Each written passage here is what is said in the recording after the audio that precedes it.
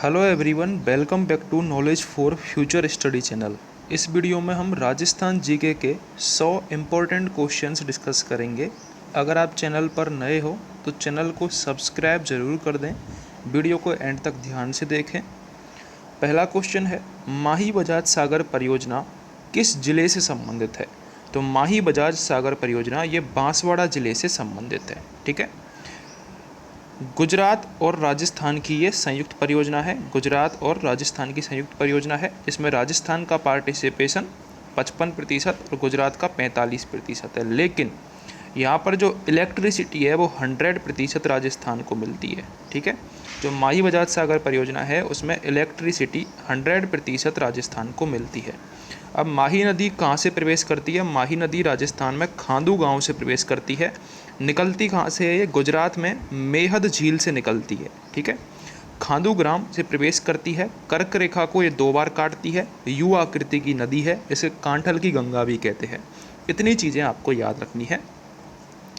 अगला क्वेश्चन है, राज्य के किस भाग में माही व उसकी सहायक नदियाँ बहती हैं? तो आपको पता है माही नदी बांसवाड़ा डूंगरपुर की सीमा बनाती है। तो माही नदी दक्षिण भाग में बहती है और उसकी सहायक नदियाँ कौन कौन सी हैं? एराब हो गई, ठीक है, सोम हो गई, ये माही की सहायक नदियाँ हैं। एरन हो गई, ठीक है, अनास हो गई, ये माही की सहायक नदियाँ हैं जो कि दक्षिण भाग में बहती हैं। अगला क्वेश्चन है, किस नदी की 2 मुख्य सहायक नदियाँ एराब और एरन हैं? दोनों का नाम मैंने अभी लिया था, एराब, एरन, अनास। ठीक है, तो ये माही की सहायक नदियाँ हैं। माही मुख्यतः किस राज्य की नदी है? तो माही गुजरात से निकलती है। और कहाँ से निकलती है? मेहद झील से निकलती है और राजस्थान में खांदू गांव में प्रवेश करती है, बांसवाड़ा में। ठीक है, माही नदी का उद्गम स्थल मध्य प्रदेश के किस जिले में विंध्याचल पर्वत में है? तो वो है धार जिले। मध्य प्रदेश के धार जिले से ये निकलती है। राजस्थान में माही नदी का प्रवाह क्षेत्र किन जिलों में है? तो बांसवाड़ा, डूंगरपुर, इनमें तो मेनली बहती है। इसके अलावा प्रतापगढ़, चित्तौड़गढ़ में भी बहती है ये। ठीक है, माही प्रवाह क्षेत्र के मैदानों को क्या कहते हैं? जो माही का प्रवाह क्षेत्र है उसके जो मैदान है उन्हें छप्पन का मैदान कहते हैं। छप्पन का मैदान। ठीक है, एक आपको मिलेंगी 56 की पहाड़ियाँ, तो उसको आपको कमेंट करके बताना है कि 56 की पहाड़ियाँ कहाँ पर हैं। 56 की पहाड़ियाँ कहाँ पर हैं, कमेंट करके बताइए। 56 का अकाल भी आपको याद रखना है, 1956 में हुआ था। ठीक है, 56 अकाल जिसे बोलते हैं, ये भी आपको याद रखना है।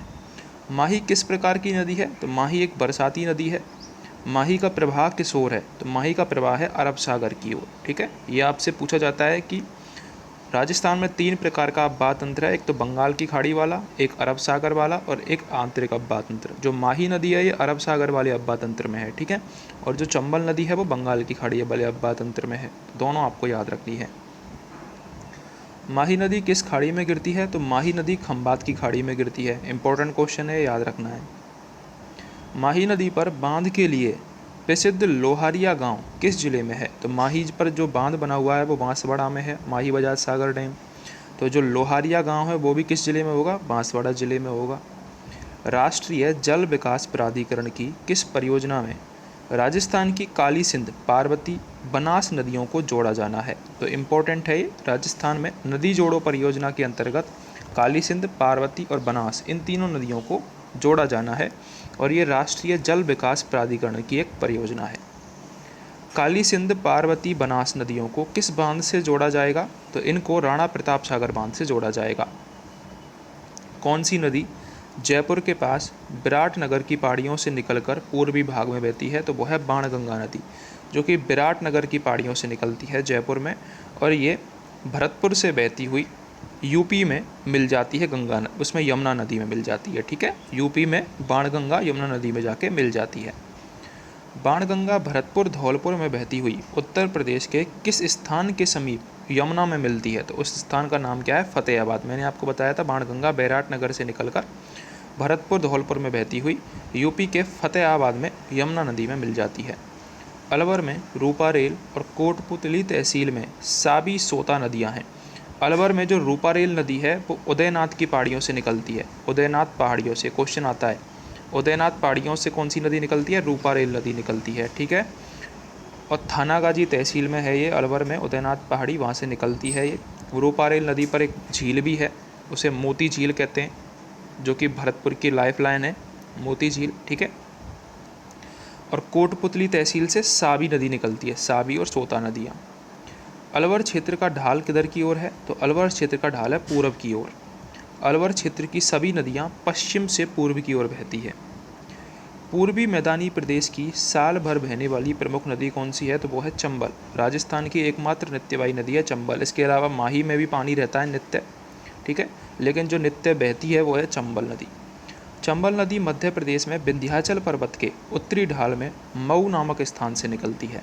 चंबल नदी विंध्याचल पर्वत मध्य प्रदेश के मऊ नामक स्थान से निकलती है। राजस्थान में चंबल का प्रभाव क्षेत्र केवल कोटा, बूंदी और झालावाड़ जिलों में है। चंबल घाटी परियोजना का राजस्थान व मध्य प्रदेश के आर्थिक विकास में केंद्रीय स्थान है। इम्पोर्टेंट है ये। राजस्थान व मध्य प्रदेश के आर्थिक विकास में चंबल घाटी परियोजना का महत्वपूर्ण स्थान है। इसके अलावा ये जो क्वेश्चन है चंबल का प्रभाव क्षेत्र, इसमें और भी जिले आते हैं, जैसे कि धौलपुर भी आता है, सवाई माधोपुर भी आता है, लेकिन मेन जो क्षेत्र है वो है कोटा, बूंदी, झालावाड़, ठीक है। पार्वती, काली, सिंध, बामनी व चंद्रभागा चंबल की सहायक नदियां हैं। अगर क्वेश्चन पूछा जाए चंबल की सहायक नदियां कौन सी हैं, या फिर क्वेश्चन ऐसे आता है कि इनमें से चंबल की सहायक नदी कौन सी है, तो आपको याद रखनी है पार्वती, काली, सिंध, बामनी और चंद्रभागा, ये चंबल की सहायक नदियाँ हैं। चंबल नदी सवाई माधोपुर व धौलपुर जिलों में राजस्थान व मध्य प्रदेश की सीमा बनाती है। सवाई माधोपुर व धौलपुर जिलों में ऊबड़ खाबड़ भूमि जिसमें रेत के ऊंचे टीलों के मध्य गहरी घाटियाँ हों उसको बीहड़ कहते हैं।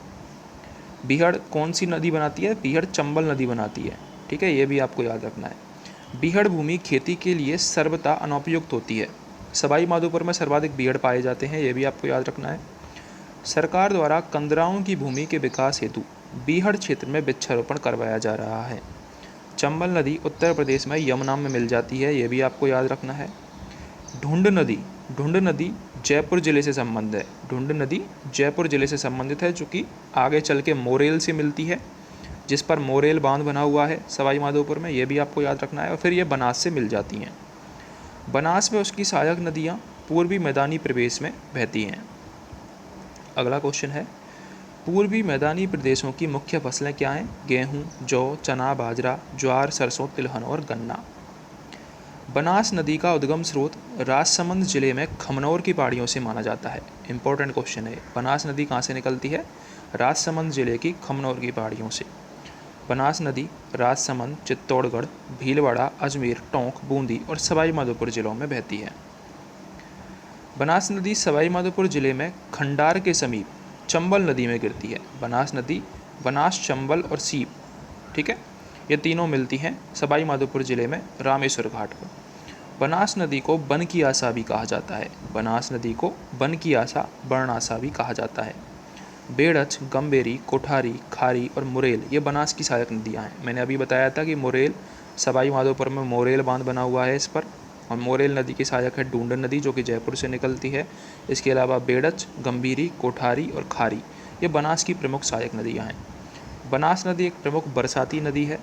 बनास नदी के बहाव क्षेत्र में कुओं द्वारा सर्वाधिक सिंचाई की जाती है, ठीक है। राजस्थान का 3/5 भाग अरावली के उत्तर पश्चिम में तथा 2/5 भाग दक्षिण पूर्व में पड़ता है, ठीक है। अरावली पर्वतमालाएं पश्चिम से आने वाली मिट्टी को रोकती हैं। अच्छा क्वेश्चन है। क्वेश्चन ऐसे आएगा कि पश्चिम से आने वाली मिट्टी को या फिर मरुस्थल के प्रसार को कौन रोकता है राजस्थान में? तो वो है अरावली पर्वतमालाएं। अरावली पहाड़ के बाएं भाग में उत्तरी पश्चिमी मरुस्थलीय प्रदेश तथा दाएं भाग में मैदानी प्रदेश पाया जाता है। वर्षा की दृष्टि से अरावली पहाड़ का दायां भाग बाएं भाग की अपेक्षा ज़्यादा समृद्ध है, यानी कि जो पूर्वी और दक्षिणी प्रदेश है अरावली के दायां भाग को ज़्यादा वर्षा अधिग्रहित करता है। अरावली पहाड़ का दक्षिणी पश्चिमी छोर माउंट आबू के समीप है। दक्षिणी पश्चिमी छोर माउंट आबू के समीप है। अरावली पहाड़ का उत्तरी पूर्वी भाग खेतड़ी के पास है, ठीक है। अरावली दक्षिणी पश्चिमी छोर जो है वो माउंट आबू के पास है अरावली का, और अरावली का जो उत्तरी पूर्वी भाग है वो खेतड़ी के पास है। राजस्थान में अरावली पर्वत का विस्तार उत्तर पूर्व से दक्षिण पश्चिम की ओर है। इंपॉर्टेंट क्वेश्चन है, याद रखना है कि राजस्थान में जो अरावली का विस्तार है वो उत्तर पूर्व से दक्षिण पश्चिम की ओर है। कम ऊंचाई वाले अरावली पर्वत अजमेर में, जयपुर में, अलवर जिलों में फैले हुए हैं। इन जिलों में जो ऊंचाई है एवरेज वो है 550 से 670 मीटर।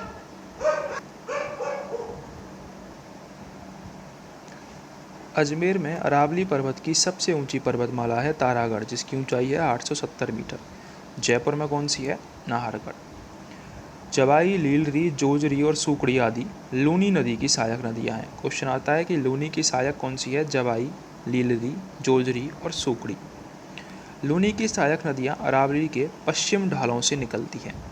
अरावली की ढालों पर विशेषतः मक्का की खेती की जाती है। इंपॉर्टेंट क्वेश्चन है, आता है कि अरावली की ढालों पर किसकी खेती की जाती है? मक्का की खेती की जाती है। अरावली क्षेत्र मुख्यतः अवरख खनन के लिए प्रसिद्ध है। खेतड़ी का सिंघाना क्षेत्र यहाँ पर तांबा खनन के लिए फेमस है। ठीक है, खेतड़ी में तांबा खनन का कार्य खेतड़ी कॉपर प्रोजेक्ट के द्वारा किया जा रहा है।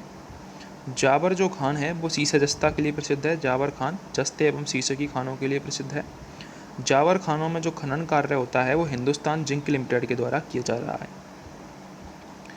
अरावली पर्वत का सबसे ऊंचा शिखर गुरु शिखर है, 1722 मीटर इसकी ऊंचाई है। गुरु शिखर कहाँ पर है? माउंट आबू सिरोही में स्थित है। गुरु शिखर के आसपास की जो अन्य चोटियाँ हैं उनमें दूसरी चोटी है शेर 1593 मीटर, अचलगढ़ 1380 मीटर है, दिलवाड़ा। ठीक है, अरावली पर्वत की कई समानांतर श्रेणियाँ सिरोही, उदयपुर और डूंगरपुर जिलों में फैली हुई हैं। राजस्थान का राजकीय खेल क्या है? बास्केटबॉल है राजस्थान का राजकीय खेल। मध्यवर्ती अरावली पर्वतीय प्रदेश संपूर्ण उदयपुर व डूंगरपुर जिले में फैला हुआ है। यह सिरोही, पाली, बांसवाड़ा, चित्तौड़गढ़ व अजमेर जिलों के कुछ भागों में भी फैला हुआ है। विश्व के प्राचीनतम पर्वतों में से एक अरावली पर्वत की अधिकतम ऊंचाई उदयपुर जिले की कुंभलगढ़ व गोगुंदा तहसीलों के आसपास पाई जाती है। जो अधिकतम ऊंचाई है अरावली की, उदयपुर जिले में कुंभलगढ़ और गोगुंदा तहसीलों के पास पाई जाती है। उदयपुर जिले में अरावली पर्वत के अधिकतम ऊंचाई वाले क्षेत्र को भोराट का पठार कहते हैं। जो भोराट का पठार है वो कुंभलगढ़ और गोगुंदा के मध्य में पड़ता है। थार का मरुस्थल अरावली पर्वतीय प्रदेश के सुदूर पश्चिमी भाग व भारत पाक सीमा को छूते हुए फैला हुआ है। थार का मरुस्थल अरावली पर्वतीय प्रदेश के सुदूर पश्चिमी भाग को और भारत पाक सीमा को छूते हुए फैला है। जैसलमेर, बीकानेर, जोधपुर, बाड़मेर व मारवाड़ थार के रेगिस्तान के भाग हैं जहां मरुस्थल उग्र है, यानी कि मरुस्थल ज़्यादा है। धरातल और जलवायु के आधार पर राज्य को 4 भागों में बांटा गया है। उत्तर पश्चिमी मरुस्थलीय प्रदेश, मध्यवर्ती अरावली पर्वतीय प्रदेश, पूर्वी मैदानी प्रदेश और दक्षिणी पूर्वी पठारी प्रदेश, जिसे हाड़ौती का पठार कहते हैं। मरुस्थल में कितने प्रतिशत भाग है? तो राजस्थान का जो उत्तरी पश्चिमी मरुस्थलीय प्रदेश है उसमें 61% भाग आता है और लगभग 40% जनसंख्या यहाँ पर निवास करती है। उत्तर पश्चिमी मरुस्थलीय प्रदेश में राज्य के 12 जिले आते हैं, जैसे जैसलमेर, बाड़मेर, जोधपुर, जालौर, बीकानेर, श्रीगंगानगर, हनुमानगढ़, चूरू, झुंझुनू, नागौर, सीकर, सिरोही, पाली, अजमेर और जयपुर। ठीक है, इन जिलों का पश्चिमी भाग आता है। उत्तर पश्चिमी मरुस्थलीय प्रदेश का पूर्वी भाग मारवाड़ कहलाता है तथा पश्चिमी भाग थार का रेगिस्तान कहलाता है। उत्तर पश्चिमी मरुस्थलीय प्रदेश के अधिकांश भाग में जो वर्षा का औसत है वो 20 से 50 सेमी होता है तथा न्यूनतम 10 सेमी से भी कम है।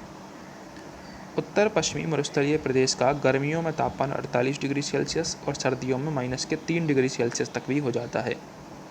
उत्तर पश्चिमी मरुस्थलीय प्रदेश में बलुई मिट्टी का अत्यधिक जमाव पाया जाता है। बलुई मिट्टी मरुस्थलीय प्रदेश में पाई जाती है। जैसलमेर, बाड़मेर, जोधपुर व जालौर जिलों में रेत के स्थायी टीले हैं, जबकि उत्तरी भाग जैसे कि चूरू, झुंझुनू, सीकर और बीकानेर में अस्थायी टीले हैं, जो तेज़ हवाओं के साथ सड़क और रेल मार्ग में बाधा बनते हैं। उत्तर पश्चिमी मरुस्थलीय प्रदेश भाग में जल की जो गहराई है वो 20 से 100 मीटर तक है। बैलों तथा ऊँटों को कुओं में जोतकर पानी यहाँ पर निकाला जाता है। उत्तर पश्चिमी मरुस्थलीय प्रदेश की जो एकमात्र नदी है वो है लूनी नदी। लूनी नदी का जो उद्गम है वो अजमेर के पास पुष्कर घाटी के समीप नागपाड़ से होता है और आना सागर झील से भी इसका उद्गम माना जाता है। लूनी नदी दक्षिण पश्चिम में 320 किलोमीटर तक बहकर कच्छ के रण में प्रवेश करती है, जहाँ इसका पानी फैल जाता है। लूनी एक प्रकार की बरसाती नदी है। ठीक है, लूनी नदी का जल दक्षिण भाग क्षेत्र में खारा होता है और बालोतरा के बाद खारा हो जाता है इसका जल बालोतरा के बाद। अरावली पर्वत के पश्चिम में बहने वाली लूनी एकमात्र नदी है। ठीक है, उत्तर पश्चिमी मरुस्थलीय प्रदेश की मुख्य फसल बाजरा, मूंग, मोठ आदि थोड़ी वर्षा में पकने वाली फसलें हैं। उत्तर पश्चिमी मरुस्थलीय प्रदेश का मुख्य धंधा पशुपालन बन गया है। उत्तर पश्चिमी मरुस्थलीय प्रदेश में राठी और थारपारकर नस्ल की गायें पाई जाती हैं। मरुस्थलीय प्रदेश में कुछ स्थानों पर छोटी छोटी पहाड़ियाँ भी होती हैं। जैसलमेर के समीप मरुस्थल में पीला पत्थर निकलता है, इंपॉर्टेंट है। जैसलमेर में जो पत्थर निकलता है वो है पीला पत्थर। मध्य मरुस्थलीय क्षेत्र में जोधपुर के पास लाल रंग का इमारती बलुआ पत्थर निकाला जाता है। जोधपुर में लाल, जैसलमेर में पीला। मरुस्थलीय प्रदेश में डेगाना नागौर भारत में एकमात्र टंगस्टन उत्पादक क्षेत्र है। नागौर, डेगाना। मरुस्थलीय प्रदेश में टंगस्टन के अलावा जिप्सम, रॉक फॉस्फेट खनिजों के विशाल भंडार हैं। काली सिंध में पार्वती नदियाँ डीप चैनल के जरिए बांध बनाकर भीलवाड़ा में जहाजपुर के पास लाकर इनको बनास से जोड़ा जाएगा। फतेहाबाद उत्तर प्रदेश के निकट बाणगंगा नदी यमुना नदी में गिर जाती है। उत्तर प्रदेश में यमुना में गिरने वाली राज्य की दूसरी मुख्य नदी चंबल नदी है। खमनौर की पहाड़ियाँ कहाँ पर हैं? राजसमंद में है, ठीक है। यहाँ पर उदयपुर दे रखा है, लेकिन बनास नदी राजसमंद में खमनौर की पहाड़ियों से निकलती है। खंडार नामक स्थल सवाई माधोपुर जिले में है, जहाँ पर बनास और चंबल मिलती है, ये भी आपको याद रखना है। खंबात की खाड़ी में गिरने वाली नदी कौन सी है? बनास नदी नहीं है, गलत है। खंबात की खाड़ी में जो नदी गिरती है वो है माही नदी, ठीक है। खंबात की खाड़ी में माही नदी गिरती है, ना कि बनास नदी। राज्य की अंतर्राष्ट्रीय सीमा पर 4 जिले हैं, बाड़मेर, जैसलमेर, बीकानेर और श्रीगंगानगर। राज्य की अंतर्राज्यीय सीमा पर 5 राज्य हैं, पंजाब, गुजरात, हरियाणा, मध्य प्रदेश और उत्तर प्रदेश। सबसे ज़्यादा सीमा मध्य प्रदेश बनाता है और सबसे कम 89 किलोमीटर पंजाब बनाता है। हरियाणा राजस्थान की उत्तर पूर्वी सीमा पर स्थित है। उत्तरी सीमा पर पंजाब है, पूर्वी सीमा पर उत्तर प्रदेश है। राजस्थान भारतीय उपमहाद्वीप के पश्चिमी भाग में है। राजस्थान भारत के पश्चिमी भाग में आता है, ठीक है। तो अगर आपको क्वेश्चंस हेल्पफुल लगे हों, चैनल को सब्सक्राइब ज़रूर करें, वीडियो को लाइक और शेयर करें।